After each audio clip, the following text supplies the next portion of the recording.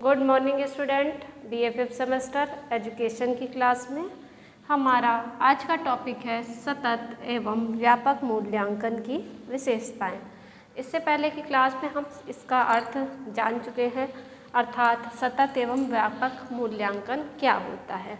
आज हम उसी की विशेषताएं जानेंगे। तो विशेषताएं जो हमने अर्थ पढ़ा है उसी से संबंधित विशेषताएं हैं, कुछ विशेष या आपको अलग नहीं निकालना, ठीक है।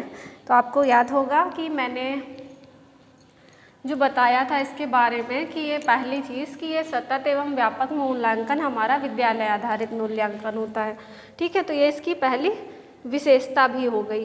क्या विशेषता हो गई कि यह जो मूल्यांकन है अर्थात हमारा सतत एवं व्यापक मूल्यांकन है, यह विद्यालय आधारित मूल्यांकन है। अर्थात यह मूल्यांकन कहाँ होता है? विद्यालयों में होता है। अब जब विद्यालयों में होगा तो किसके लिए है? ये बच्चों के लिए है और इसमें समस्त पक्षों के विकास पर ध्यान दिया जाता है। किसके? बालक के समस्त जो पक्ष होते हैं, समस्त पक्षों से तात्पर्य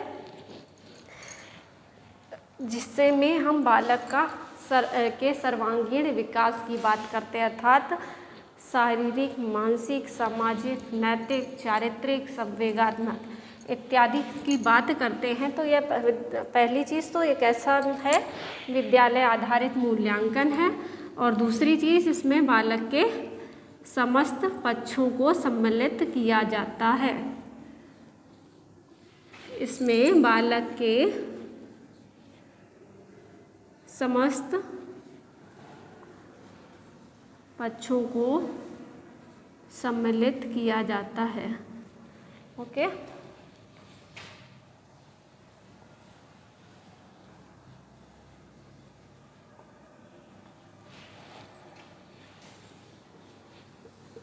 अब समस्त पक्ष क्या क्या हैं मैंने बता दिया आपको, ये सारे पक्षों पर भी, क्योंकि शिक्षा का उद्देश्य सिर्फ ये नहीं है कि आपके किसी पर्टिकुलर सब्जेक्ट में कितने अच्छे मार्क्स हैं, आपका व्यक्तित्व कितना अच्छा है, आप में अदर क्वालिटीज़ कितनी अच्छी है, ये भी मायने रखता है।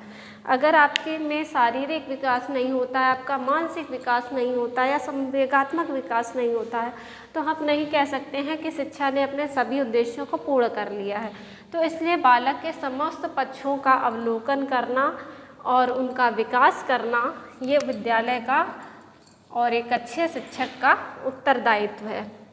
अब हम सेकंड बात करते हैं इसमें। तो इस सतत का अर्थ क्या होता है, इसके विषय में मैं आपको बता चुकी थी। सतत का अर्थ क्या है? शिक्षा के आरंभ में मूल्यांकन, है ना, अर्थात कॉन्टिन्यूअस भी जिसे मैंने बताया था, यानी लगातार। ऐसा नहीं है कि हमने बीच में किया मूल्यांकन या 2 महीने 4 महीने बाद किया, बल्कि अधिगम प्रक्रिया का एक अभिन्न अंग होता है। इसलिए हमें समय समय पर या जितना भी बच्चे ने सीखा है उसका मूल्यांकन करते रहना, ठीक है। और हमारा जो व्यापक होता है वो क्या है? यानी बृहद स्तर पर, ठीक है।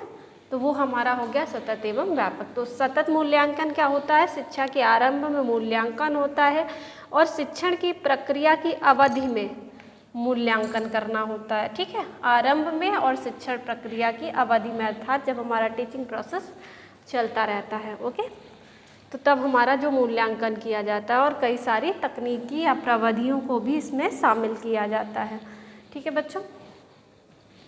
अब हम नेक्स्ट हमारी थर्ड विशेषता देखते हैं। हमारी तीसरी विशेषता है कि सतत पक्ष मूल्यांकन की निरंतरता, यानी सतत पक्ष क्या होता है?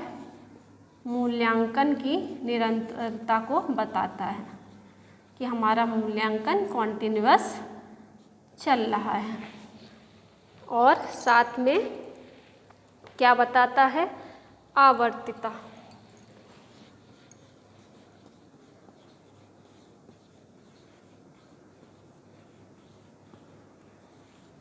इन दो चीज़ों को हमारा सतत मूल्यांकन बताता है कि हम सतत मूल्यांकन से तात्पर्य कि हमारे मूल्यांकन की निरंतरता अर्थात कॉन्टिन्यूअसली चल रही है। ऐसा नहीं है कि हमने 2 महीने बाद मूल्यांकन किया या हमारा शिक्षण कार्य प्रारंभ हुआ इसके 15 दिन बाद हमने मूल्यांकन किया, ऐसा नहीं। हमें कॉन्टिन्यूअस इसको लेके चलना ही है, ठीक है।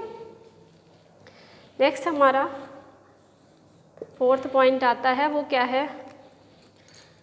सतत मूल्यांकन का व्यापक घटक जो है अर्थात व्यापक, है ना, ये किसकी बात करता है? ये बालक के चहुमुखी, चतुर्मुखी या बहुमुखी विकास के आकलन का ध्यान रखा जाता है।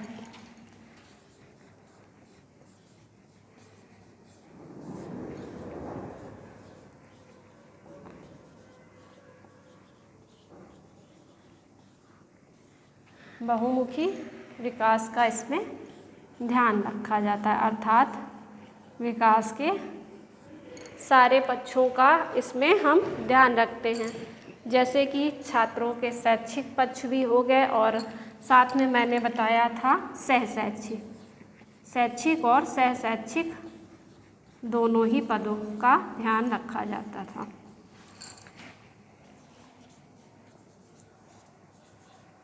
इसके अंतर्गत शैक्षिक से तात्पर्य हमारा जो हमारा किताबी ज्ञान है, पुस्तकें हैं। सहशैक्षिक से तात्पर्य जो अन्य गतिविधियाँ आयोजित की जाती हैं विद्यालय में, ठीक है, जैसे कि हमारा हो गया इसमें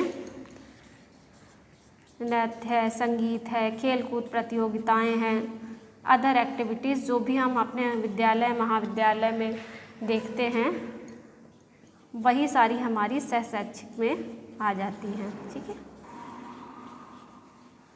ये सारी हमारी सहशैक्षिक के अंतर्गत आ जाती हैं। नेक्स्ट हमारा 5th पॉइंट है, क्या है कि आवर्तिता को हमें ऋणात्मक अर्थात, चलो मैं इसको लिख देती हूँ व्यापक, ठीक है। व्यापक से तात्पर्य हमारा ऋणात्मक अर्थ में नहीं है, इसका अर्थ है हमारा पॉजिटिव वे में, अर्थात सकारात्मक अर्थ में।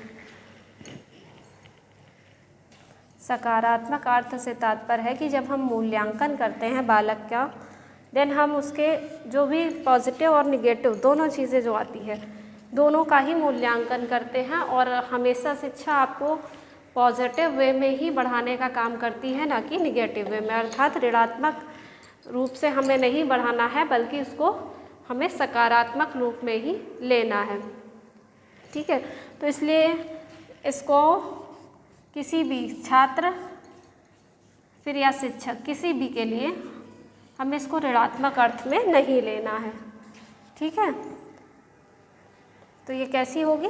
ये हमारी सकारात्मक होगी अर्थात पॉजिटिव वे की तरफ होगी, ना कि निगेटिव। कि ऐसा नहीं है कि हमने अपने माइंड पे एक प्रश्न ले लिया, अरे मूल्यांकन हो रहा है, मूल्यांकन हो रहा है आज भी डेली का डेली, तो वो चीज़ हमें नहीं करनी है। हमारे पॉजिटिव वे के लिए अर्थात सकारात्मक व्यवहार के लिए है कि बच्चा आगे जाके कुछ सीखे या हमारे डेली जो कमियां आ रही हैं हम उस पर फोकस करें, उस पर ध्यान दें और उन कमियों में सुधार कर सकें। तो मेनली हमारा पर्पस क्या होता है इस मूल्यांकन को करने का? हमारा पर्पस क्या है कि बच्चों के समस्त पक्षों का विकास लगातार होता रहे और इसमें जो भी कमियां आती हैं उस पर सुधार चलता रहे। तो ये हमारा हो गया सतत एवं व्यापक मूल्यांकन की विशेषताएं। ये टॉपिक हमारा कंप्लीट होता है। ओके बच्चों, थैंक यू।